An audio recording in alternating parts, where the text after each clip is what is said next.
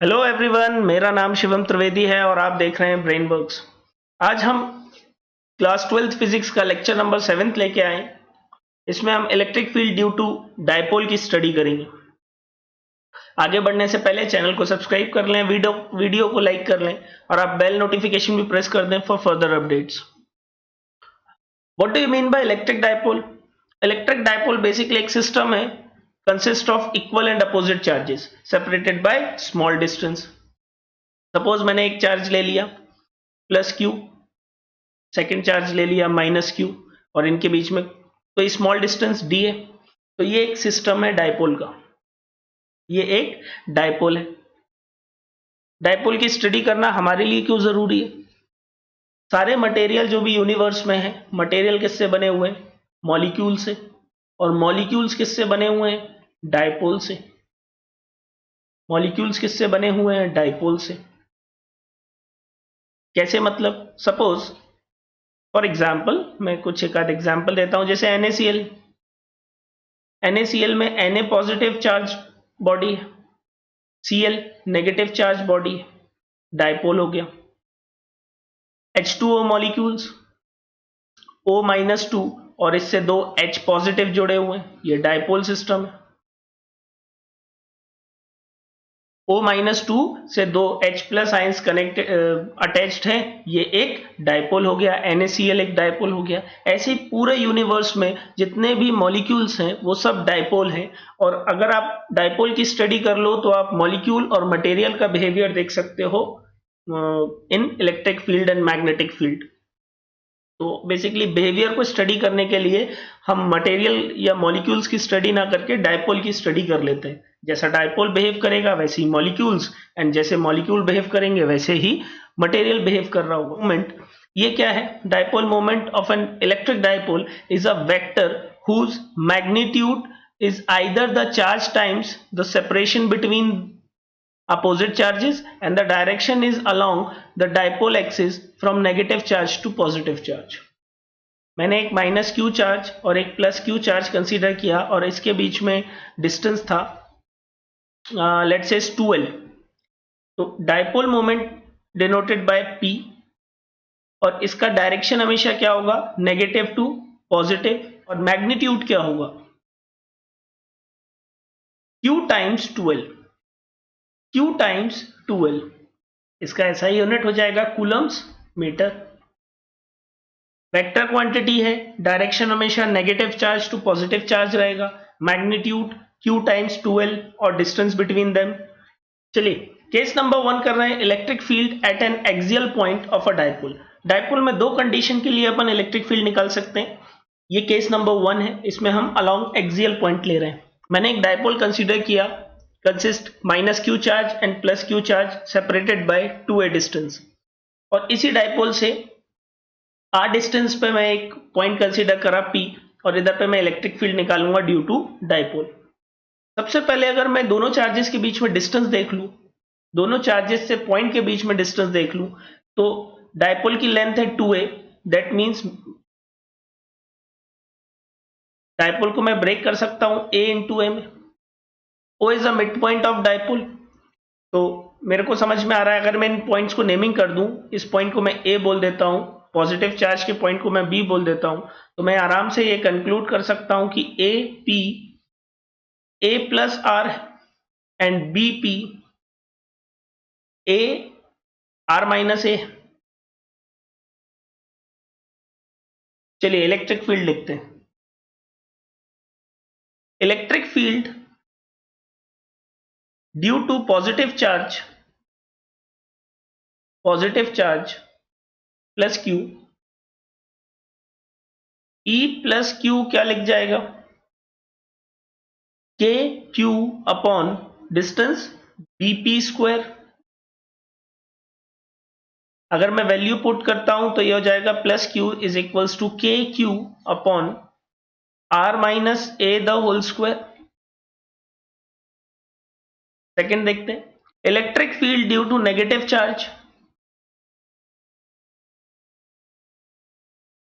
Charge that means minus Q, E is equals to minus Q KQ upon AP the whole square। Value substitute करेंगे तो के Q upon R plus A the whole square.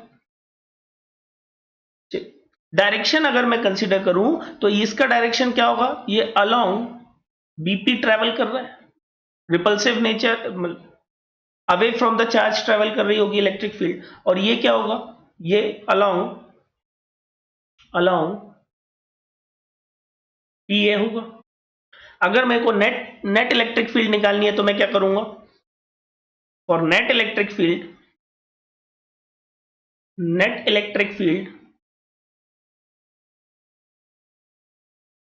E net is equals to, magnitude ज्यादा किसका होगा, जिसका denominator छोटा होगा, are minus A, denominator छोटा है, तो electric field due to positive charge का मैग्नीट्यूड ज्यादा होगा as compare to electric field due to negative charge. तो मैं करता हूं E plus q minus E minus q, values substitute करता हूं, ई नेट की वैल्यू कैलकुलेट करने के लिए मैं वैल्यू सब्स्टिट्यूट करूंगा, तो के Q upon r minus A the whole square minus k q r plus A the whole square. के क्यू कॉमन निकल रहा है, R minus A the whole square minus 1 upon R plus A the whole square. LCM लेता हूं तो के Q in brackets R plus A the whole square minus R minus A the whole square, denominator में देखें तो ये बन जा रहा है R minus A R plus A the whole square. हमने लोअर क्लास में पढ़ा था A minus B A plus B, A square minus B square होगा, और न्यूमरेटर में मैं a plus b the whole square expand कर रहा हूं, तो क्या बनेगा, k q r square plus ए square plus 2ar minus times, अब देखें अंदर में टर्म पॉजिटिव आएगी लेकिन बाहर के माइनस के कारण नेगेटिव हो जाएगी, minus R square minus A square plus 2ar, denominator में देखो a minus B A plus B, A square minus B square the whole square, R square Q square sorry R square A square cancel out हो गया। आगे यहां पे हमको मिलेगा E net is equals to के क्यू टाइम्स 4ar, डिनोमिनेटर में देखोगे तो मिलेगा R square minus A square the whole square. अब डायपोल जो है बहुत ज्यादा छोटे होते हैं, मतलब इनकी लेंथ जो होती है ये आर्मस्ट्रॉन्ग में होती है, एंगलस्ट्रॉम या आर्मस्ट्रॉन्ग, तो इसके कंपैरिजन में आर बहुत बड़ी क्वांटिटी है, मैं ये एज्यूम कर सकता हूं कि r is very very large as compare to a. अगर आर 1 mm भी होगा तो वो ए के कंपैरिजन में बहुत बड़ा है, तो यहां पे देखो R square minus A square is approximately equals to R square, तो ई नेट मेरे को क्या मिल गया, 4 ई नेट मिल गया मेरे को के क्यू टाइम्स 4ar, डिनोमिनेटर में देखो क्या बन रहा है, डिनोमिनेटर में आएगा r टू दी पावर 4, इस r से ये कैंसिल आउट हुआ, क्यूब बना, इसको मैं थोड़ा सा अरेंज करके ऐसा लिखता हूं k times 2 into 2qa upon are cube.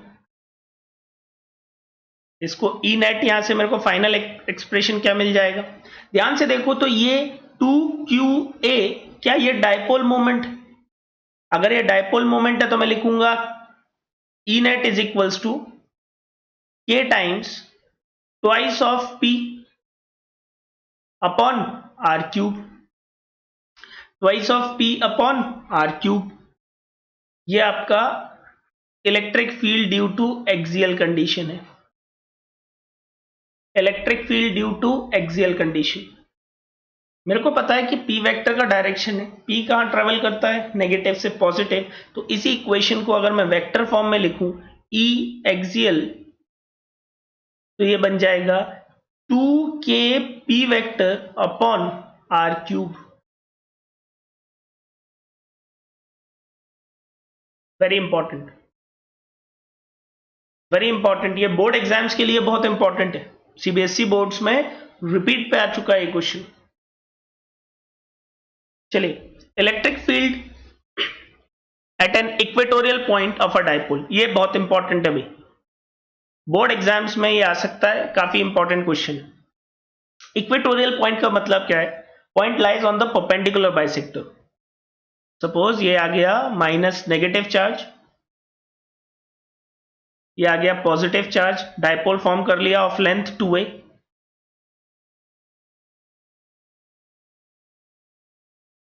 इसके मिड पॉइंट से मैं परपेंडिकुलर ऊपर चला गया, परपेंडिकुलर बाइसेक्टर पे एक पॉइंट P लाई कर रहा है। ड्यू टू पॉजिटिव चार्ज ये इलेक्ट्रिक फील्ड आउटवर्ड होगी, due to negative charge electric field towards minus charge आएगी। दैट मीन्स ये मैं बोल सकता हूं इलेक्ट्रिक फील्ड प्लस क्यू के कारण है और ये इलेक्ट्रिक फील्ड माइनस क्यू के कारण है। Mid point of dipole O हो गया। लेंथ ऑफ डाइपोल अगर 2a है तो इस वाले डिस्टेंस को मैं a बोलूंगा और परपेंडिकुलर डिस्टेंस मैंने x एज्यूम कर लिया। सपोज अगर मैं इस डाइपोल की नेमिंग करूं तो ये पॉइंट मेरा A हो जाएगा, ये पॉइंट मेरा B हो जाएगा। Distance between charge and point ये कितना हो जाएगा भाई? ये राइट एंगल ट्रायंगल है, परपेंडिकुलर बाइसेक्टर है, दैट मीन्स ये राइट एंगल ट्रायंगल है तो ये हाइपोटेनियस हो जाएगा। इसको मैं लिख सकता हूं root over x square plus ए स्क्वायर। सिमिलरली इसको भी मैं सेम लिखूंगा x square plus A square. Assume that कि ये वाला एंगल थीटा है। अब अपन डिफाइन करते हैं electric field. Electric field due to positive charge क्या होगी? E1 बोल लेते हैं इसको। E1 इज इक्वल्स टू के क्यू अपॉन आर, कितना है BP स्क्वायर। E1 को मैं और अच्छे से लिखूंगा तो लिखूंगा K Q upon root over x square plus A square the whole square. Square से रूट कैंसिल आउट हो गया, K Q upon x square plus A square. Electric field due to negative charge minus Q, E2 बोल दे रहा हूं इसको, ये हो जाएगा K Q upon A P square. Value put करी तो के Q upon root over x square plus A square the whole square. Square से रूट कैंसिल आउट हो गया तो मेरे को इलेक्ट्रिक फील्ड में इधर पे लिख रहा हूं E2 इज इक्वल्स टू के Q upon x square plus ए स्क्वायर, इक्वेशन नंबर 2। नाउ अगर ये थीटा डिग्री पे इंक्लाइंड है मतलब ये हॉरिजॉन्टल से थीटा डिग्री पे इंक्लाइंड होगा। सिमिलरली अगर ये भी थीटा डिग्री पे इंक्लाइंड है तो ये भी हॉरिजॉन्टल से थीटा डिग्री पे इंक्लाइंड होगा। कंपोनेंट रिजॉल्व करने पड़ेंगे। चलिए, अगर यहां से ये थीटा डिग्री पे इंक्लाइंड है तो मैं इसके कंपोनेंट रिजॉल्व करता हूं भाई, समझेंगे। एक कंपोनेंट आएगा E cos थीटा और एक कंपोनेंट आएगा E sin थीटा। जिसके साथ एंगल फॉर्म होता है उसको हम कॉस कंपोनेंट बोलते हैं और जिसके साथ एंगल फॉर्म नहीं होता उसको परपेंडिकुलर कंपोनेंट या साइन कंपोनेंट बोला जाएगा। सिमिलरली यहां से भी ड्यू टू नेगेटिव चार्ज एक इलेक्ट्रिक फील्ड इस डायरेक्शन में आएगी माइनस क्यू कॉस थीटा और एक इलेक्ट्रिक फील्ड इस डायरेक्शन में आएगी साइन थीटा। अब ध्यान से ऑब्जर्व करो तो E साइन थीटा दोनों एक दूसरे को कैंसिल आउट कर देंगे। नेट इलेक्ट्रिक फील्ड मिलेगी E cos theta plus E cos theta, लेकिन क्योंकि दोनों इलेक्ट्रिक फील्ड का मैग्नीट्यूड हमको सेम दिख रहा है मतलब हम क्या बोल सकते हैं नेट इलेक्ट्रिक फील्ड होगी 2E cos थीटा। चलिए सॉल्व कर। मैंने बोला नेट इलेक्ट्रिक फील्ड इस सिस्टम की क्या हो जाएगी? यह हो जाएगी हॉरिजॉन्टल कंपोनेंट्स एड ऑन हो जाएंगे, that means 2E cos theta. Values put करते हैं। 2E की वैल्यू कितनी है? K Q upon x square plus ए स्क्वायर, लेकिन कॉस थीटा नहीं पता है तो देखो इन ट्रायंगल मैंने ले लिया POB। कॉस थीटा मैं लिख सकता हूं बेस अपॉन हाइपोटेनियस, बेस है यहां पे A और हाइपोटेनियस है root over x square plus ए स्क्वायर। पुट कर देते हैं इस वैल्यू को, तो twice of k Q upon x square plus A square in brackets a times root over x square plus A square. Denominator के basis same है, power add हो जाएगी और न्यूमरेटर को मैं मल्टीप्लाई करके लिख देता हूं, तो के Q into 2a upon denominator के बेसिस सेम है तो एक्स स्क्वायर प्लस ए स्क्वायर पावर बन गई 3/2। अगेन डायपोल की लेंथ परपेंडिकुलर डिस्टेंस से बहुत ज्यादा छोटी है, मतलब X square is very very large as compare to A square, तो मैंने बोला X square plus A square is approximately X square. Fine. Numerator में देखो फिर से एक सिमिलर क्वांटिटी मिल रही है, ये क्या है 2qa, जिसको हम बोलते हैं डायपोल मूवमेंट। दोनों वैल्यूज को रिप्लेस करता हूं, इक्वेशन देखें क्या बनेगी। फाइनल इक्वेशन हमको मिली E net is equals to K P upon x square whole की पावर 3/2, इधर से कैंसिल आउट हो गया। फाइनल इक्वेशन मिली k P upon x cube. Point जो यहां पे ऑब्जर्व करने वाला है कि नेट इलेक्ट्रिक फील्ड का direction opposite to dipole movement है, दैट मींस ई नेट लिखा जाएगा, ई नेट वेक्टर लिखा जाएगा k p vector upon x cube minus times p cap. K p vector x cube upon minus times p cap. Direction of electric field in axial condition opposite है dipole movement के, very important. अब मैं एक general case बताता हूं, उस case से basically ये दोनों कंडीशन एक्सियल कंडीशन और इक्वेटोरियल बेसिकली डेराइव हुई हैं। तो अपन बात करते हैं electric field at any general point due to electric dipole. Basically जो भी डायपोल मूवमेंट हमने एक्सियल और इक्वेटोरियल में स्टडी किए वो जनरल पॉइंट से ही डेराइव हुए हैं, ये जनरल फॉर्मूला है। आइए देखते हैं। सपोज मैंने एक डायपोल मूवमेंट कंसीडर किया माइनस क्यू प्लस क्यू, इसका पॉइंट ओ था, और एक जनरल पॉइंट कंसीडर कर लिया पी जो ना तो एक्सियल था ना ही परपेंडिकुलर था। चलिए मैंने क्या किया, मैंने जो पॉइंट लिया उसका डायरेक्शन वेक्टर थीटा डिग्री पे इंक्लाइंड था। अगर इसको ट्रेडिशनल मेथड से सॉल्व करें तो ये काफी लेंदी प्रोसेस है, अपन इसको एक शॉर्टकट ट्रिक से ट्राई करते हैं। पॉजिटिव, अगर मैं इधर पे डायपोल मूवमेंट जो कि ऐसे उसका डायरेक्शन ये है, अगर इसके कंपोनेंट रिजॉल्व करूं तो एक डायपोल मूवमेंट ऐसा आने वाला है जिसको मैं बोलूंगा अलोंग, ये हो जाएगा p cos थीटा, और एक डायपोल मोमेंट आएगा ऐसा जो हो जाएगा p sin थीटा। भाई p sin थीटा क्या यहां पे कंडीशन बना रहा है एक्सियल की, और p cos थीटा क्या, सॉरी p sin थीटा क्या कंडीशन बना रहा है इक्वेटोरियल की, और p cos थीटा कंडीशन बना रहा है एक्सियल की। मतलब electric field due to p cos theta ये क्या जाने वाली है, ये एक्सियल इलेक्ट्रिक फील्ड है, कुछ ऐसी जाएगी electric field due to p cos theta, और इक्वेटोरियल से अपोजिट डायरेक्शन में जाएगी, मतलब opposite to p sin theta. मतलब इलेक्ट्रिक फील्ड एक हमको इधर मिलने वाली है, ये मिलेगी electric field due to p sin theta,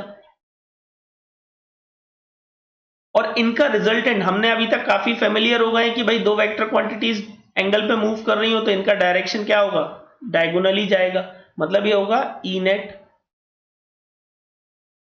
अगर मेरे से कोई बोले कि equatorial p electric field due to axial component कितना होगा, तो इसको मैं लिखूंगा 2k, p की जगह पे डायपोल मोमेंट चेंज हो गया, p cos theta upon r cube. Electric field due to p sin theta कितना लिखा जाएगा, ये परपेंडिकुलर कंपोनेंट है, इसको मैं लिखूंगा k p sin theta upon r cube, equation number 2। और इसका रिजल्टेंट p नेट क्या निकाला जाएगा, भाई दो वेक्टर क्वांटिटी है तो क्या इसका रूट लेके स्क्वायर करके रूट ले लेंगे, मतलब 2kp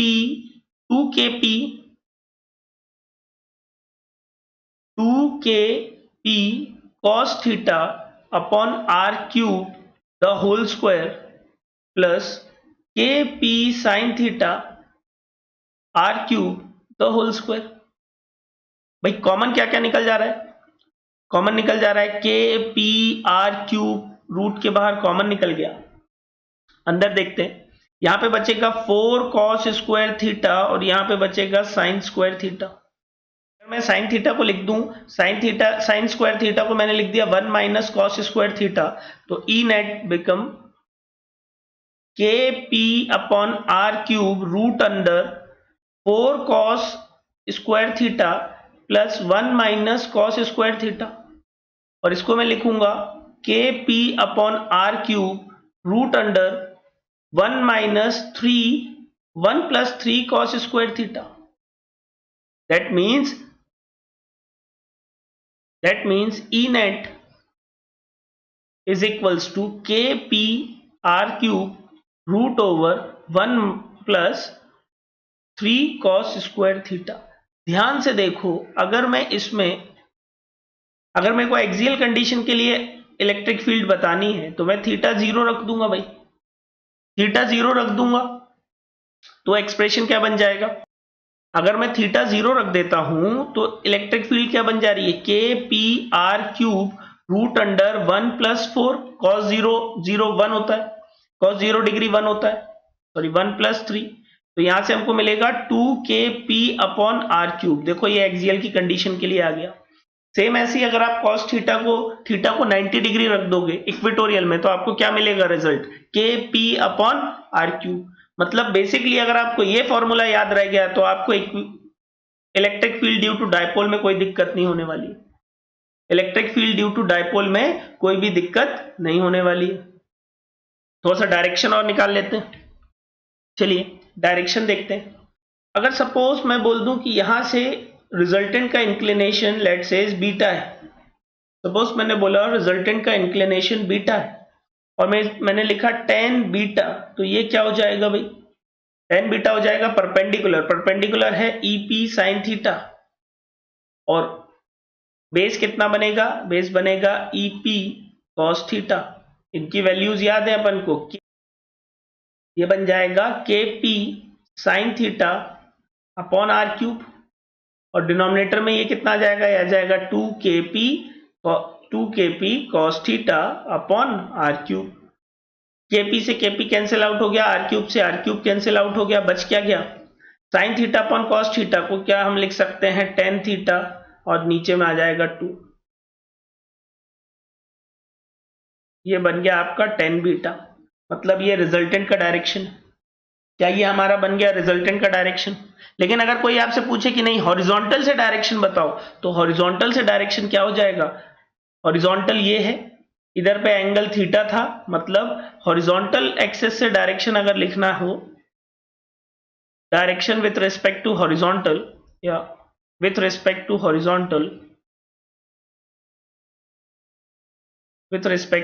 हॉरिजॉन्टल एक्सिस, ये बन जाएगा बीटा प्लस थीटा। भाई नेट डेविएशन कितना है? नेट डेविएशन है थीटा प्लस बीटा, और सिर्फ रिजल्टेंट का direction with respect to components वो है बीटा, जिसकी वैल्यू आएगी tan थीटा बाई 2। आप इसको याद रख लें, ये अगर याद रह गया तो सारे डायपोल मोमेंट्स आपको प्रॉब्लम नहीं होगी। चलिए आगे चलते हैं। अगर कोई डाउट हो तो आप कमेंट सेक्शन में कमेंट कर सकते हैं। बहुत बढ़िया क्वेश्चन दिया हुआ है। A long cylindrical shell carrying positive charge sigma in the upper half and negative charge minus sigma in the lower half, the electric field lines around the cylinder will look like a figure given in. मतलब हमको basically क्या दिया हुआ है? एक cylindrical shell है, इसके upper half में अगर मैं इसको डिवाइड कर दूं तो इसके अपर हाफ में हमने पॉजिटिव चार्ज दिए हुए हैं और लोअर हाफ में हमने नेगेटिव चार्ज दिए हुए हैं। मैग्नीट्यूड इसका सेम है, यहां पे पॉजिटिव चार्ज सिग्मा है, यहां पे नेगेटिव चार्ज सिग्मा है। सिग्मा का डिस्कशन अपन नेक्स्ट वीडियो में करेंगे। ये इसको हम वैसे बोलते हैं सरफेस चार्ज डेंसिटी और सरफेस चार्ज डेंसिटी। अभी क्वेश्चन में क्या दिया हुआ है कि इस सिलेंड्रिकल शेल का अपर सरफेस पे पॉजिटिव चार्ज है एंड लोअर सरफेस पे नेगेटिव चार्ज है। हमको बताना है कि वहां पे इलेक्ट्रिक फील्ड लाइंस कैसी होंगी। तो ध्यान से देखो तो क्या इक्वल एंड अपोजिट चार्जेस है। मैं कोई भी एक चार्ज अगर पिक कर लेता हूं, मैंने सिर्फ ऐसे करके एक मैंने स्ट्रिप पिक कर ली, तो स्ट्रिप के एक एंड पे पॉजिटिव चार्ज, सेकेंड एंड पे नेगेटिव चार्ज है। मतलब क्या ये बिहेव करेगा इलेक्ट्रिक डायपोल जैसा, separated by 2r distance. Shell का रेडियस 2r है और एक एंड पे अगर मैं इसमें एक स्ट्रिप कंसीडर कर लेता हूं तो अपर सरफेस पे पॉजिटिव चार्ज q है, लोअर सरफेस पे माइनस नेगेटिव चार्ज q है। और अगर ये इलेक्ट्रिक डायपोल जैसा है तो इलेक्ट्रिक डायपोल में लाइन ऑफ फोर्सेस कैसी जाती हैं भाई? अगर ये इलेक्ट्रिक डायपोल है, यहाँ पे नेगेटिव चार्ज रखा हुआ है, यहाँ पे पॉजिटिव चार्ज रखा हुआ है, तो electric field lines positive to negative travel करेंगी। Electric field lines positive to negative travel करेंगी। ऐसा ऑप्शन हमको कहां मिल रहा है? यहां पे तो लाइन सबसे जनरेट हो रही है। नहीं, ये गलत ऑप्शन है। ऑप्शन नंबर 1 गलत है। ऑप्शन नंबर 2 गलत है। ऑप्शन नंबर 3 पार्शियल भी गलत है। ऑप्शन नंबर 3 भी गलत है। ऑप्शन नंबर 4 करेक्ट है। ये electric line of forces dipole की हैं, तो option number 4 is right answer. बहुत बढ़िया क्वेश्चन था ये। वीडियो अच्छा लगा हो तो फिर से एक बारी लाइक करें, चैनल को सब्सक्राइब करें और आप बेल नोटिफिकेशन भी प्रेस कर दें। नेक्स्ट वीडियो आएगा चार्ज डिस्ट्रीब्यूशन पर बेस्ड। हम electric field for different charges calculate करेंगे। Thank you very much.